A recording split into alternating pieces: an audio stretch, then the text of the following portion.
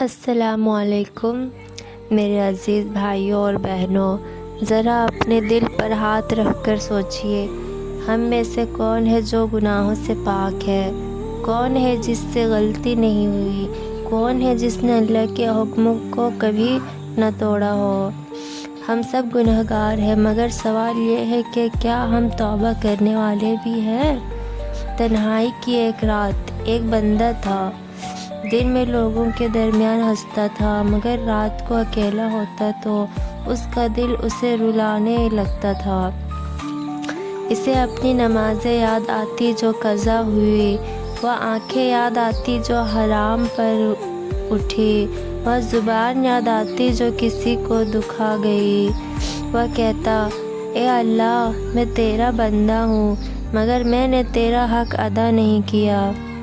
دل ٹوٹنے کا لمحہ اس رات وہ سجدے میں گر گیا، آنکھوں سے آنسو زمین پر گر رہے تھے، آواز کانپ رہی تھی۔ وہ کہہ رہا تھا، اے اللہ، اگر تو نے مجھے معاف نہ کیا تو میں کہاں جاؤں گا؟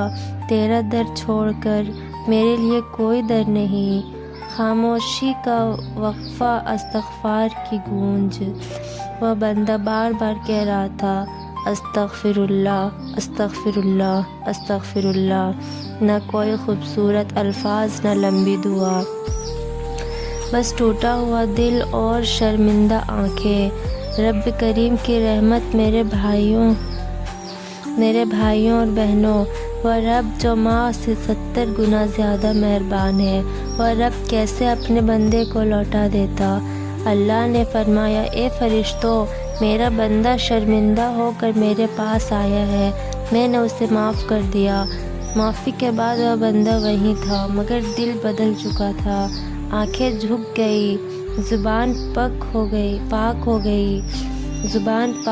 گئی، نماز پیاری ہو گئی۔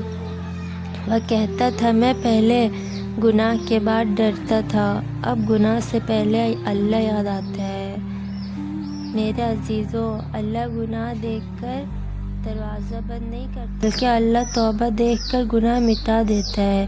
جو آج روتا ہوا استغفار کرے گا، وہ کل اللہ کا محبوب بن سکتا ہے۔ آج سے آپ سب اپنا ایک رول بنا لیجئے، سونے سے پہلے اکیلے میں دل سے کہے، اے اللہ، میں مانتا ہوں میں غلط ہوں، مگر تو سب سے زیادہ معاف کرنے والا ہے، مجھے معاف کر دے۔ اور 3 مرتبہ آہستہ سے پڑھے، استغفر اللہ ربی من کل ذنب واتوب الیہ۔ اللہ ہمیں سچی توبہ نصیب فرمائے، آمین۔